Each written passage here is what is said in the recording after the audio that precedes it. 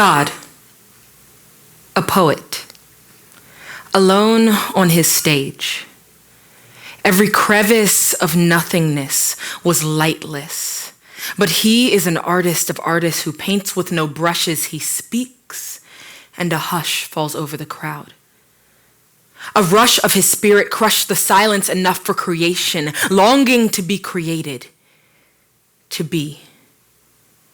To dance in his presence and sing of his holiness, because that's what the poet commanded. He whispered, microcosmic, so emptiness emptied itself and crashed down. The shadows bowed and chaos cracked under the weight of his words, day one.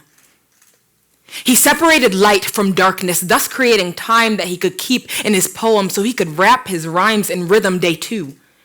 He read between his lines and called that space sky, gave it watercolors to rain down on his new earth, day three.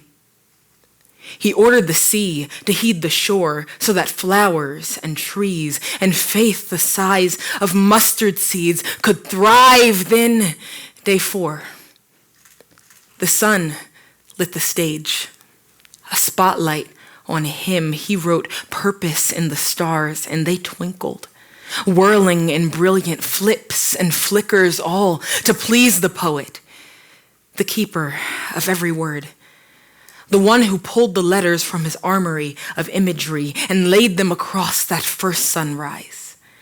He spit bars that would imprison the night till he set it free to darken the day with twilight, strung phrases into lines that mapped out the rivers, and day five, he filled those rivers with fish and the land with beasts that trembled as his spoken word reverberated, and each verb created a mountain that he could move when he felt like it. But while the whole earth rumbled at the sound of his voice, the poet desired a creature that could join him in his work, snap for his glory, feel this poem in its soul. So on day 6, the poet made me. He breathed on the dust, and from crust of Eden I rose, but he thought me too good to just speak. He used sign language. It took hands to articulate an image that he could love so deeply.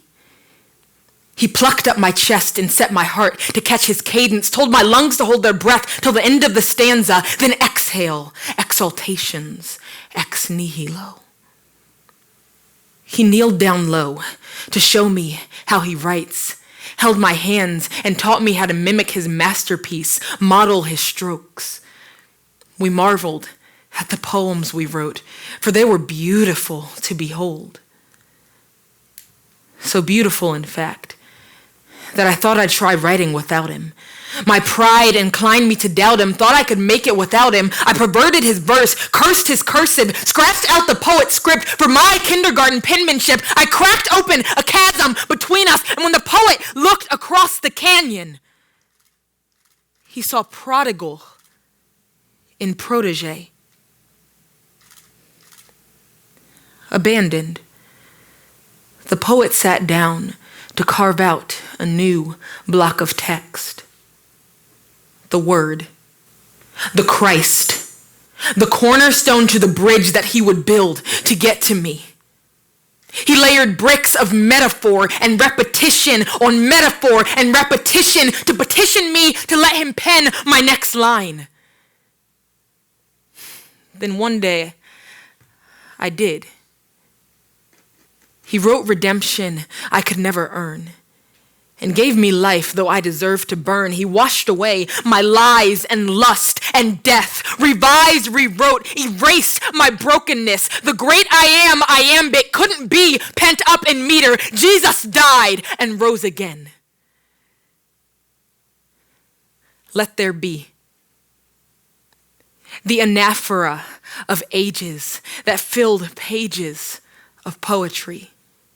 Spilled blood and ink and midnight oil, poured grace over daughters and sons and sun and moon with all of her craters.